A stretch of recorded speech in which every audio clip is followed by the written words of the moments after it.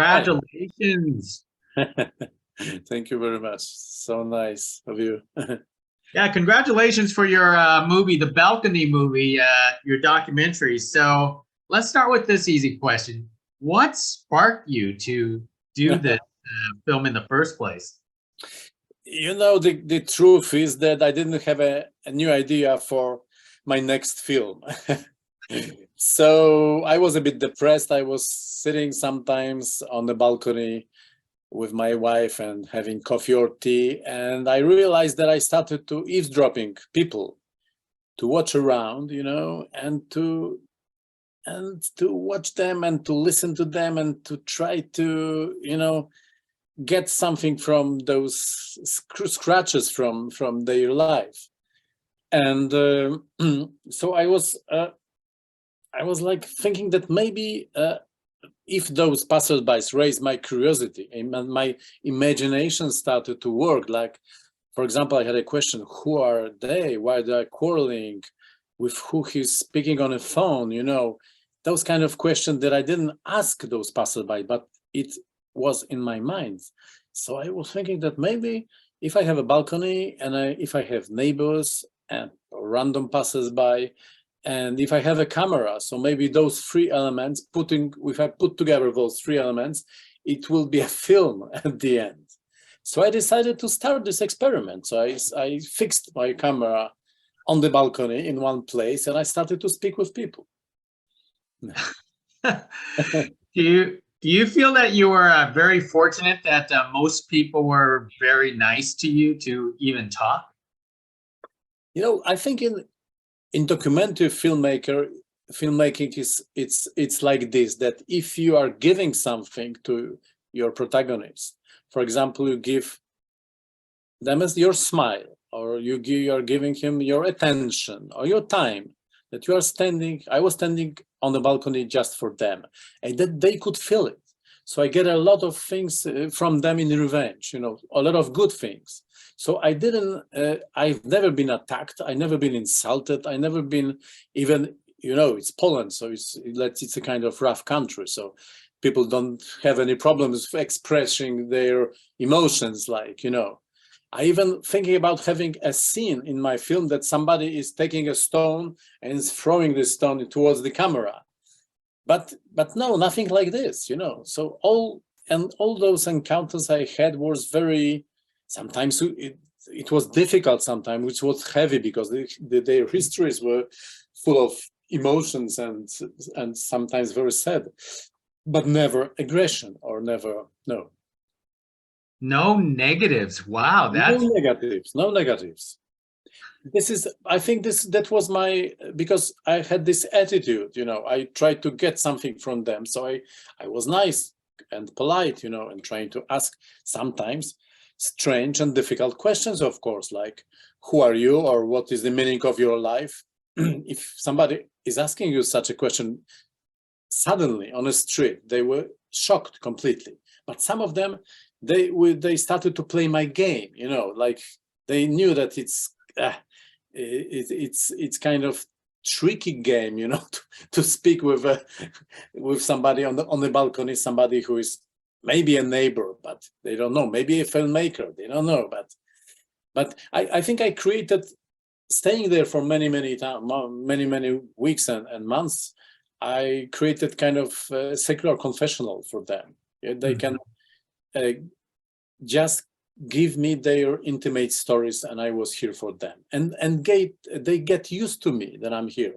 So some of them keep coming back under my camera in order to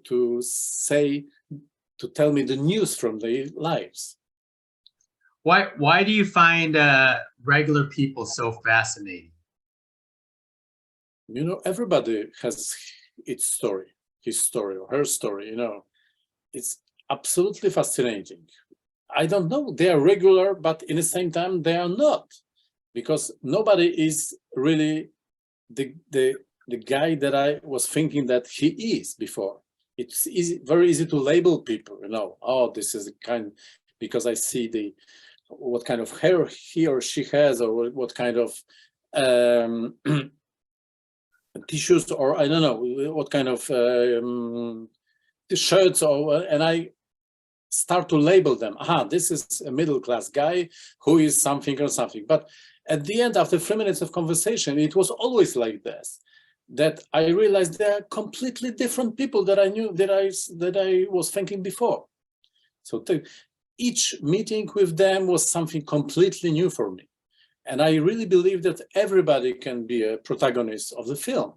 Maybe not for 100-minute film, but just for 3 minutes, because everybody has its story, you know. So that question you like to ask people about finding your hero, everybody is a hero in the end. Yes, that's it. That's it. But it was true. I was searching for good protagonists for my film at the beginning. But then when we established the bond, the contact, and they started to coming back, so they started to be my protagonists, you know. Like, for example, this guy who came out from the prison, his name is Robert. I like him so much, and I tried to help him, you know, but at the end, you know, he was on his way to somewhere. Mm-hmm. He was a great guy, and he was English speaker, you know, he worked in States for a long time. So it's not obvious for a guy who is homeless in the streets of Warsaw. I guess that's hard to get attached, you know, try to detach yourself from some of the subjects that. Oh, you're absolutely right. I get, let's say, a bit addicted to the everyday encounters with people. So it was very, very difficult for me to stop shooting, for example. And pandemic saved me. When the COVID came, people started to wearing masks or shields, and they started to talk about different topics because they had a lot of fear inside them. So I decided that the pandemic will not be a part of the movie, because I like this film to have a happy ending. And I really try to edit it the way that it's a kind of tribute to life. And I try to say that life is still worth living, you know. So I definitely knew that the pandemic will not be a part of the movie. Now, correct me if I'm wrong, you filmed this over 2.5 years, and you spoke to thousands, over 2,000 people. 2,000 people, yes, true.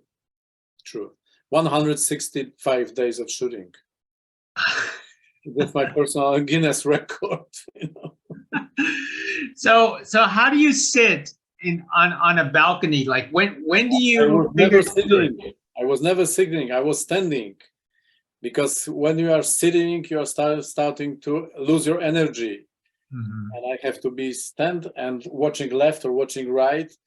And what kept me on the balcony was curiosity: who will be next entering my frame, and what kind of story she or he has, you know. It was sometimes I was standing there for a whole day, and I was finishing in the middle of the night. It was like fishing, you know. So never at any point you had a set schedule. You just basically, when you feel like going out to the balcony, you turn on the camera and just start looking for people. That's it. I didn't even have any appointments with my main characters. I was just waiting for them, you know. So when during the editing process, because you interviewed more than 2,000 different people, how do you choose the right subjects to be included in the movie? You know, I was using my emotions. I tried to remember what I felt when I was shooting this specific scene or this character.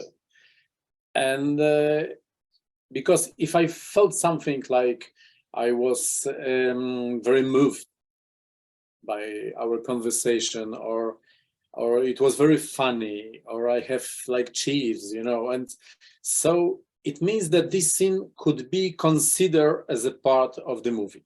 If I didn't have this feeling during the shooting, it means that I have to trash this scene, you know.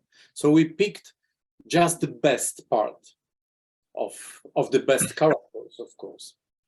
And we were thinking about the construction, which is built on the main characters like Zosia, Jadwiga, Robert, Angela, the guy with a pit bull, his name is Andrzej, and some two, like my wife, Agnieszka, who is also in a movie, and she's very she's necessary for the film because she's talking about the guy who is behind the camera, the guy we don't see, you know. So those characters are made the construction of the film, the structure of the film, and in between there are conversations with the others who are only ones in the movie. Sometimes, of course, I had a lot of more material with them, but I decided to incorporate to use them only once, you know. When we actually, or when, like for myself, watching it, am I watching all of this in chronologic order? Depends. Depends. No, it's a, you know, it's a film. It's a film. So it's live from my perspective. So I allowed myself to change the order. But what was necessary and obvious that I have to follow the seasons. I started in early spring, and then we have, of course, summer and next seasons. I shoot for 2.5 years, so I had like 2 winters, but I have to reshoot the second winter because during the first winter we didn't have any snow. You know, I like to have a snow in my movie. You know. I saw those scenes and I thought you were crazy to be out on the balcony looking for people in the snow. So sometimes you have to be crazy to make a film. You know, when I'm coming back to my memories from that time, yes, I think I would never make this experiment again, you know, because it cost us a lot. It cost us, it was like big, very heavy for my family, I think, because I was, let's say I was at home, but I wasn't in the same time, but because I was on the balcony for 2.5 years. So it was, but this is a film, also it's a film about the life of a filmmaker and answering the questions how to make a film, or what you need to have a script, or what kind of characters you need to create a film, or who is writing your script, because it's not me. The script was written, the rules were written by me, the camera on the balcony, this is the rule, yeah. But the script was written by my protagonist because it depended on what kind of story they brought me, you know. So when do you know how to end this movie? You could have been doing this for 5-10 years or anytime. But the pandemic saved me. Yeah. Because people started to wear masks and the topics of our conversation changed. So if not, I will be, maybe even today, I will be on my balcony with my camera. I know it sounds crazy, but it was an experiment in a psychological level for me as well, because I create a bond with people, and you cannot cut out this bond from one day to another, and just saying, this is the end of the movie, I'm going to editing room for 1 year right now, bye-bye. No, because I was so close to them, you know, I cannot do it like this because it's, you know. So I was like, I had to detox myself from everyday's encounters with people. It was not easy. So no chance for a sequel at this point? Maybe if I have, you know, some free time and I will recover a bit. So in 10 years, maybe a sequel would be possible. And it's a very special place, because now, after the film is, let's say, famous in Poland, it's in the cinema and HBO Max, the people are coming under my balcony to say hello, or to make a selfie, or to talk with me. And it was even tagged on Google that was the place where the balcony movie was shot. So I didn't expect it at all. You know, it was kind of very strange experiment, not only film experiment, but a sociological experiment for all the neighborhood. I'm amazed that even 2,000 people walk past by your home. I don't even think 2,000 people ever walk past by my home. I thought you lived next to a bus stop or something.